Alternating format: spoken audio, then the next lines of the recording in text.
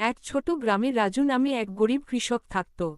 সে প্রতিদিন কঠোর পরিশ্রম করত, কিন্তু তার জীবনে কোনো পরিবর্তন আসত না। এত পরিশ্রম করি তবুও কিছুই বদলায় না।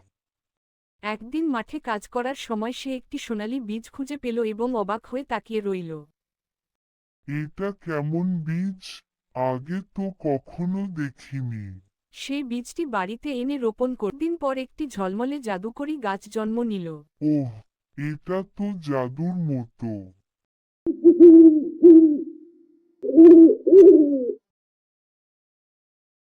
এই গাছটা আমাকে দাও, আমি তোমাকে অনেক টাকা দেব।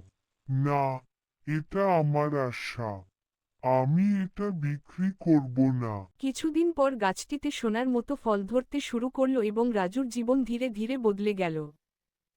পরিশ্রম করলে ফল একদিন আসবেই। রাজু সুখে জীবন কাটাতে লাগল এবং বুঝতে পারল পরিশ্রম আর আশাই জীবনের আসল শক্তি।